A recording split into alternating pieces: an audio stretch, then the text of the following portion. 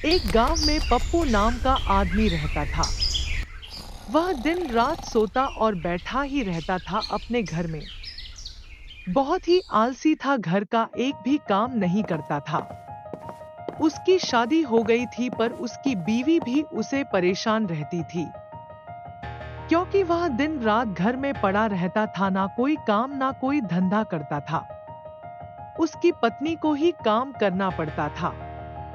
वह दिन रात काम करके घर को चलाती थी, पर पप्पू को इससे कोई फर्क नहीं पड़ता था कि उसकी पत्नी घर को अपना से काम करके चलती है दूसरे के घरों में।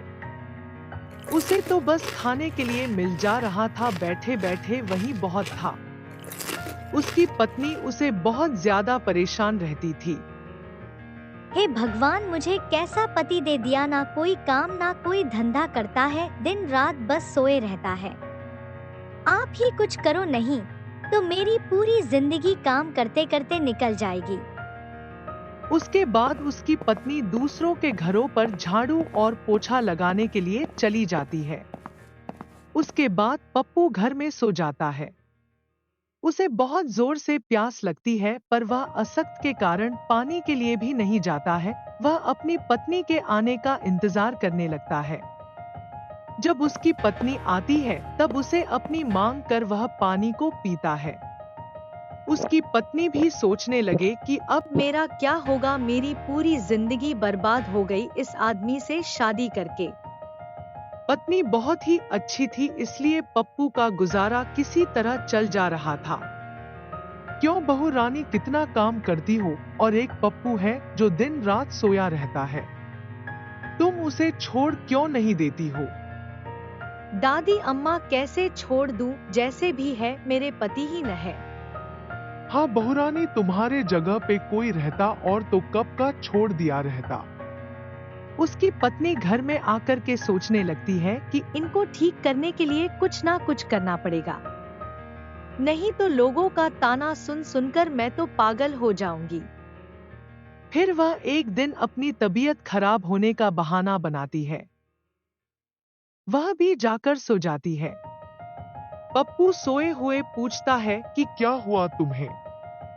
बस मेरा तबीयत आज कुछ ठीक नहीं लग रहा है, सर चक्कर दे रहा है। हाँ तो खाना बना लो, खाना कौन बनाएगा? मेरा तो तबीयत खराब है, मैं कैसे बना दूं आपके लिए? फिर पप्पू सोचने लगा कि अब मैं क्या करूं। वह सोचता है कि अब मुझे ही खाना बनाना पड़ेगा, नहीं तो आज बिना खाए ही सोना पड़ेगा। फिर वह सोचता है कि अच्छा ठीक है, रात में बना लेंगे। जैसे ही रात होता है, अरे अभी तो बहुत ही टाइम है, थोड़ा देर बाद बना लेंगे। ऐसे ही करते करते सुबह हो गई, पर पप्पू खाना नहीं बना पाया। वह बिना खाए ही सो गया, पर उठकर खाना बनाने नहीं गया। उसकी पत्नी सोची कि अगर मैं उठकर खाना नहीं बना हूं तो हम दोनों बिना खाए ही मर जाएंगे, पर यह आदमी खाना बनाने नहीं जाएगा। फिर भी चुपचाप उठकर खाना बनाने के लिए चली गई। क्यों, तुम्हार तबीयत ठीक हो गया? हाँ, हो ही गया है। ठीक है तो खाना बना और मुझे भी दे देना, थोड़ा भूख लगी है, कल रात को नहीं खाया था ना। वह गुस्से में खाना बनाई और फिर काम करने चली गई। उसकी पत्नी बहुत परेशान रहने लगी थी कि ऐसा ही चलता रहा तो पूरी जिंदगी कैसे कटेगी। वह सुबह का गए गए शाम को काम करके लौटती थी और फिर घर का खाना भी बनाती थी। एक दिन की बात है, पप्पू उठकर बाहर गया। उसकी पत्नी देखी, यह क्या मैं देख रही हूँ, मेरा पति उठकर बाहर कुछ करने गया हुआ है। फिर उसको इसके पति का एक राज पता चलता है। इसकी शादी होने से पहले उसकी एक दुकान हुआ करता था। वह दुकान में पप्पू मन लगाकर काम किया करता था, पर जैसे ही दुकान बहुत ज्यादा चलने लगी तभी कुछ लोगों ने मिलकर उसकी पूरी दुकान को लूट ली और उसके माता पिता को भी गोली मार कर हत्या कर दी।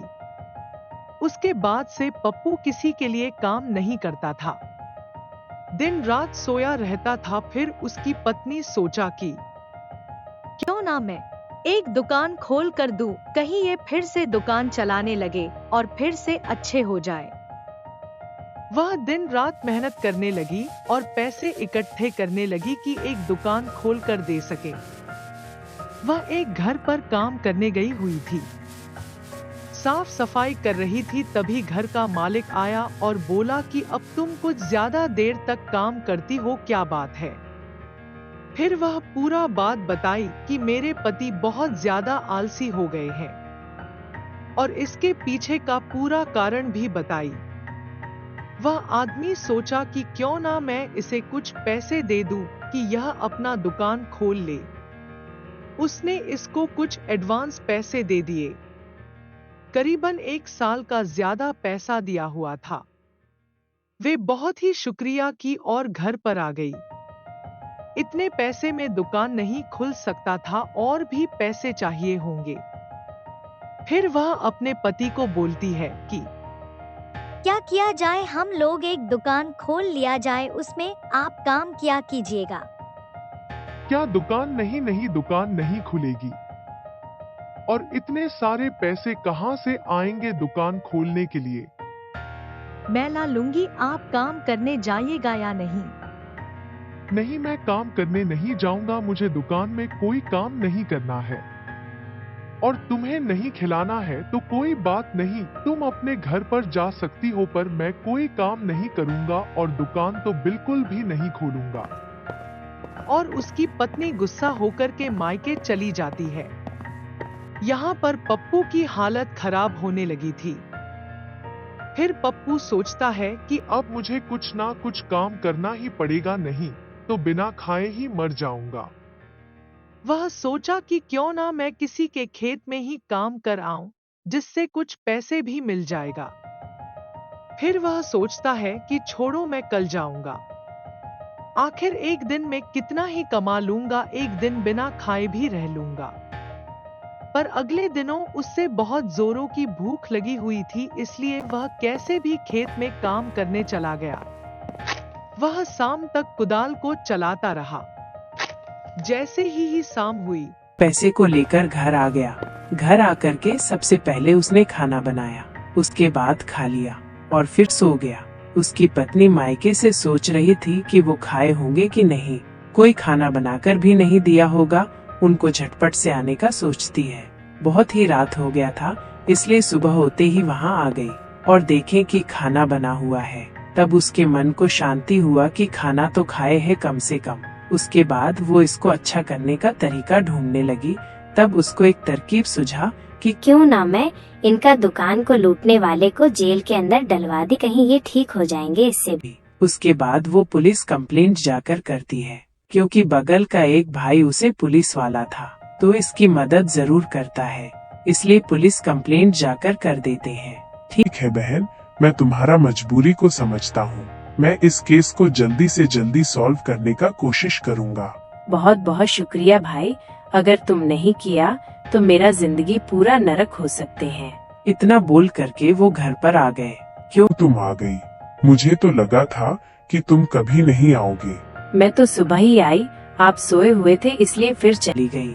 पुलिस वाले अपने खोज में लगे हुए थे, बहुत लोगों से पता किया, तब उन्हें जाकर पता लगा कि चोर हुआ करता था चंगू मांगू। दोनों बहुत बड़े चोर थे, उन लोगों का काम ही था चोरी करना और किसी को भी मार देना। फिर पुलिस वाले ने उन दोनों चंगू मंगू को पुलिस थाने में बुलाया और पूछताछ करने लगा। धीरे धीरे पुलिस वाले को लग रहा था कि यही दोनों का काम है। अगर तुम लोग सच नहीं बताओगे तो तुम लोग की एनकाउंटर कर दूंगा। दोनों ने अपना जुर्म कबूल कर लिया। उन्होंने कहा, हाँ सर, हमने उसको मारा था और हमने उसकी पूरी दुकान को भी लूटा था। हम दोनों से गलती हो गई। हम लोग आइंदा ऐसा कभी कुछ नहीं करेंगे। हम लोग को छोड़ दीजिए। हम लोग आपसे वादा करते हैं कि हम लोग आज के बाद से कुछ नहीं करेंगे। पुलिस वाले ने झटपट उन दोनों को जेल में बंद किया और पप्पू को भी जेल में बुलाया। पप्पू जेल में आया तो उसे सारी बात पता चली कि यही दोनों थे जो मेरे माता पिता को मारे थे। फिर वो बहुत गुस्सा किया और पुलिस वाले को बोला कि इन दोनों को फांसी की सजा जरूर दिलवाना।